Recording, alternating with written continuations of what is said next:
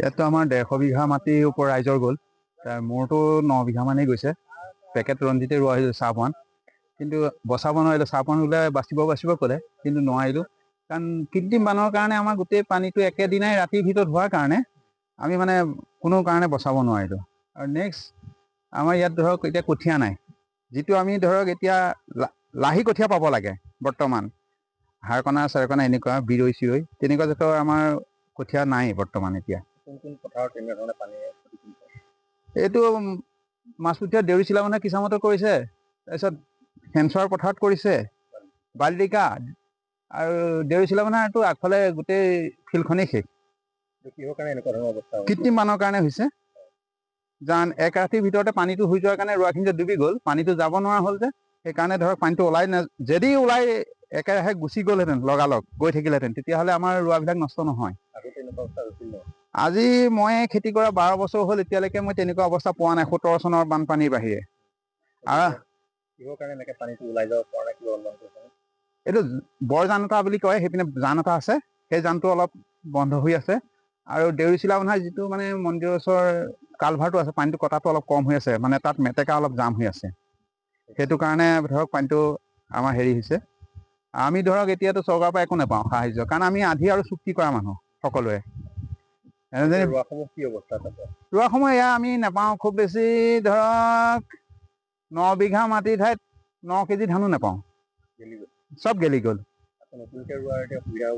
নতুনকৈ ৰোৱা সুবিধাটো আমাৰ নাই, কাৰণ আমি ইমান আৰ্থিকভাৱে সবল নহয়। কঠীয়া নাই, তাতে আমাৰ ধৰক এতিয়া ৰোৱনীৰ ওপৰত কথা। আমি এবাৰ ৰোৱাৰ পিছত নেক্সট বাৰ ৰুবলৈ আমাৰ এইটো সক্ষম নাই, কাৰণ আমি দুখীয়া ঘৰৰ মানুহে আধি চুক্তি কৰোঁ, ধনী ঘৰৰ মানুহেতো নকৰে। চৰকাৰৰ ফালৰ পৰা আমাক কি দিব? ধৰক এতিয়া আমি ভাগিদাৰী মানুহ, বন্ধক লৈ থৈছোঁ বা চুক্তি কৰিছোঁ, আমাক চৰকাৰৰ ফালৰ পৰা মাটি পটা চাই পেলাই আমাক দিব নোৱাৰিব। যদি ইয়াত ইনকুৱাৰী লৈছে, সিদিনাখন এতিয়া গাঁওবুঢ়াই কাগজ পাতি লৈছে, এতিয়া ময়ো যদি মোৰ নিজৰ পটাৰ মাটি মই যদি কাগজখিনি দিওঁগৈ, আকৌ বেলেগ এজনে যদি চুক্তি কৰা যেনো কাগজ দিয়েগৈ, কোনজনে পইচাটো পাব? সেই হিচাপে তেনেকৈ নহ'ব। ইয়াত ইনকুৱাৰী কৰিব লাগিব যে কোনে খেতি কৰিছে। ইয়াত গাঁওবুঢ়া মণ্ডল আহি সম্পূৰ্ণ ইয়াত চাৰ্ভে কৰিব লাগিব, গাঁও সেৱক আহি। প্ৰকৃত কৃষক কোনজন? প্ৰকৃত কৃষকজনহে পাব লাগিব। কিন্তু যে ঘৰত বহি থকা চুক্তি দিয়া বা আধি দিয়া বন্ধক দিয়া মানুহখিনিয়ে যে খেতিটো পাব লাগিব পইচাটো চৰকাৰৰ ফলত, সেইটো নহয়। সেইখিনি মানুহৰ যিখিনি মাটি আছে, সেইখিনি সৰহভাগত 100ত ধৰক 80% কৰা নাই, 20%হে কৰিছে।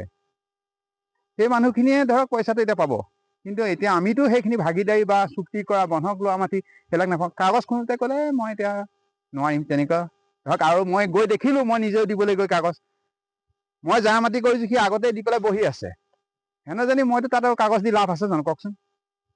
সেইকাৰণে আমি ধৰক যিখিনি পাব লাগে, চাৰ্ভেটো হ'ব লাগে ইয়াত, যে সঠিক হিচাপে ইয়াৰ ঠাই মানুহ 2-4জন জনা শুনা ব্যক্তি লৈ যে কোনে কোনে খেতি কৰিছে, তেওঁলোকৰ নামত চাৰ্ভে কৰি পেলাই প্ৰকৃত মানে কষ্ট কৰা মানুহখিনিয়ে যাতে সেই ফলটো পায়, সেইটোহে কৰিব লাগিব চৰকাৰে। এনেই ধৰক আপোনাৰ আহিলে আৰু মণ্ডলে গাঁওবুঢ়াই আহি কাগজ পাতি ল'লে, তাত আমি সুখী নহয়। সেইকাৰণে আমি কাগজ দিয়াও নাই, চৰকাৰৰ সেইটো পইচা নালাগে আমাক। এতিয়া আমাৰ পথাৰত অৱস্থা একেবাৰে দুখৰ, আৰু চাবই নোৱাৰি পথাৰখন। যোনফালে চাই সেইফালে পানী, ইফালে চাই আকৌ চকু যদি দূৰত দিওঁ ভেটফুল চিনি পাই নহয়? ভেটফুল ওপৰত উঠি আছে, তলত সেই ওপৰত ৰিণিকি দলঘাঁহ সেইসোপা তুমি যদি দেখাই দিব পাৰা, সেইকেইটা ৰিণিকি দলঘাঁহ, পানী একঁকাল, সেইটো যাবই নোৱাৰে।